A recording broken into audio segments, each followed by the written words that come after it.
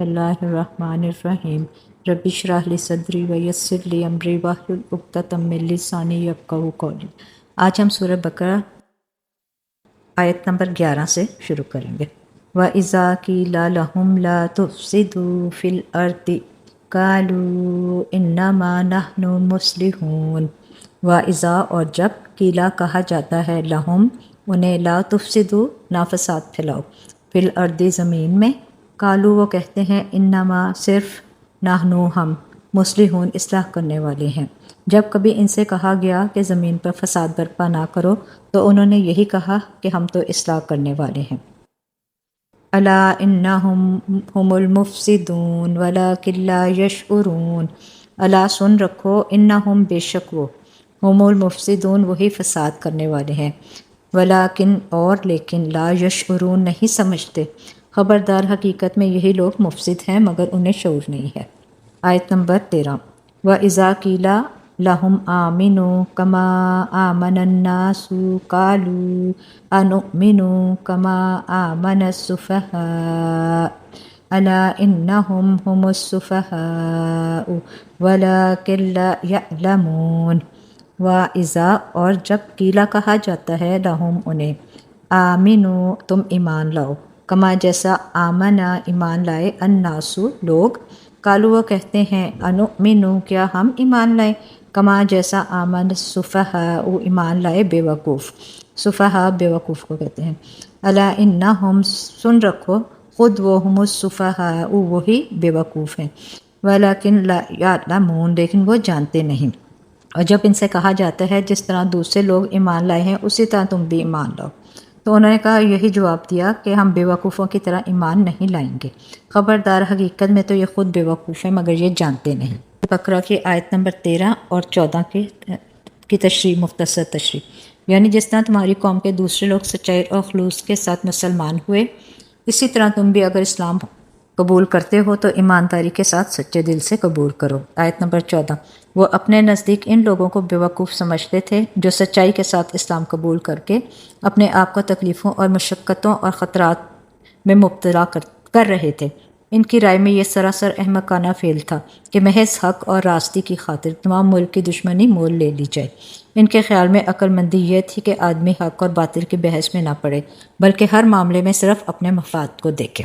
وَإِذَا لَقُوا الَّذِينَ آمَنُوا قَالُوا آمَنَّا وَإِذَا خَلَوْا إِلَىٰ شَيَاطِينِهِمْ قَالُوا إِنَّا مَعَكُمْ إِنَّمَا نَحْنُ مُسْتَهْزِئُونَ۔ وَإِذَا لَقُوا اور جب وہ ملتے ہیں الَّذِينَ آمَنُوا جو لوگ ایمان لائے، قالوا کہتے ہیں آمنا ہم ایمان لائے، وَإِذَا اور جب خَلَوْا اکیلے ہوتے ہیں، الا پاس شیاطینہم اپنے شیطان کے، قالو کہتے ہیں انا ہم معکم تمہارے ساتھ ہیں، انما محض نحنو ہم مستہزئون مذاق کرتے ہیں۔ جب یہ اہل ایمان سے ملتے ہیں تو کہتے ہیں کہ ہم ایمان لائے، اور جب علیحدگی میں ہوتے ہیں اپنے شیطانوں کے ساتھ تو ملتے ہیں تو کہتے ہیں کہ اصل میں تو ہم تمہارے ہی ساتھ ہیں، ان لوگوں سے محض ہم مذاق کرتے ہیں۔ آیت نمبر 15 کا ترجمہ۔ شیطان عربی زبان میں سرکش، متمرد اور شوریدہ سر کو کہتے ہیں۔ انسان اور جن دونوں کے لیے یہ لفظ مستعمل ہوتا ہے۔ اگرچہ قرآن میں یہ لفظ زیادہ تر شیاطین جن کے لیے آیا ہے، لیکن بعض مقامات پر شیطان صرف انسانوں کے لیے بھی یہ استعمال کیا گیا ہے، اور سیاق و سباق سے بآسانی معلوم ہو جاتا ہے کہ کہاں شیطان سے انسان مراد ہیں اور کہاں جن۔ اس مقام پر شیاطین کا لفظ اس بڑے بڑے سرداروں کے لیے استعمال ہوا جو اس وقت اسلام کی مخالفت میں پیش ہیں۔ اللہ یستہزئ بہم ویمدہم فی طغیانہم یعمہون۔ اللہ یستہزئ مذاق کرے گا یا مذاق کرتا ہے بہم ساتھ ان کے، اور یمدہم اور وہ ڈھیل دے رہا ہے ان کو، فی طغیانہم ان کی سرکشی میں، یعمہون وہ بھٹک رہے ہیں، اندھے بنے پھرتے ہیں۔ اللہ ان سے مذاق کر رہا ہے اور وہ ان کی رسی دراز کیے جاتا ہے اور یہ اپنی سرکشی میں اندھوں کی طرح بھٹکتے پھر رہے ہیں۔ اولئک الذین اشتروا الضلالۃ بالہدی فما ربحت تجارتہم وما کانوا مہتدین۔ اولئک یہی لوگ الذین جنہوں نے اشتروا خرید لی الدلالۃ گمراہی بالہدا ہدایت کے بدلے میں، فما ربحت اور کوئی فائدہ نہ دیا تجارتہم ان کی تجارت نے، وما کانوا اور نہ تھے وہ مہتدین وہ ہدایت پانے والے۔ یہ وہ لوگ ہیں جنہوں نے ہدایت کے بدلے میں گمراہی خرید لی، مگر یہ سودا ان کے لیے نفع بخش نہیں ہے اور یہ ہرگز صحیح راستے پر نہیں ہے۔ مثلہم کمثل الذی استوقد نارا فلما اضاءت ما حولہ ذہب اللہ بنورہم وترکہم فی ظلمات لا یبصرون۔ مثلہم ان کی مثال کا مثلی جیسے مثال الذی اس شخص کی استوقدہ جس نے بھڑکائی نارن آگ، فلما پھر جب اضاءت روشن کر دیا ما حولہ اس کے ارد گرد، ذہبا چھین لی اللہ نے بنورہم ان کی روشنی، وترکہم اور انہیں چھوڑ دیا فی ظلمات اندھیروں میں، لا یبصرون وہ نہیں دیکھتے۔ ان کی مثال ایسی ہے جیسے ایک شخص نے آگ روشن کی اور جب اس نے سارے ماحول کو روشن کر دیا تو اللہ نے ان کا نور بصیرت سلب کر لیا اور انہیں اس حال میں چھوڑ دیا کہ تاریکیوں میں انہیں کچھ نظر نہیں آتا۔ مطلب یہ ہے کہ جب ایک اللہ کے بندے نے روشنی پھیلائی اور حق کو باطل سے، صحیح کو غلط سے، راہ راست کو گمراہیوں سے چھانٹ کر بالکل نمایاں کر دیا، تو جو لوگ دیدہ بینا رکھتے ہیں ان پر تو ساری حقیقتیں روشن ہو گئی، مگر یہ منافق جو نفس پرستی میں اندھے ہو رہے تھے ان کو اس روشنی میں کچھ نظر نہ آیا۔ اللہ نے نور بصارت سلب کر لیا کہ الفاظ سے کسی کو یہ غلط فہمی نہ ہو کہ ان کے تاریکی میں بھٹکنے کی ذمہ داری خود ان پر نہیں ہے۔ اللہ نور بصیرت اسی کا سلب کرتے ہیں جو خود حق کا طالب نہیں ہوتا، خود ہدایت کے بجائے گمراہی کو اپنے لیے پسند کرتا ہے، خود صداقت کا روشن چہرہ نہیں دیکھنا چاہتا۔ جب انہوں نے نور حق سے منہ پھیر کر ظلمات باطل ہی میں بھٹکنا چاہا تو انہیں اس کی توفیق عطا فرما دی گئی۔ صم بکم عمي فهم لا يرجعون۔ صم بہرے ہیں، بکمن گونگے ہیں، عمي اندھے ہیں، فہم سو وہ لا نہیں یرجعون لوٹیں گے۔ یہ بہرے ہیں، گونگے ہیں، اندھے ہیں، یہ اب نہ پلٹیں گے۔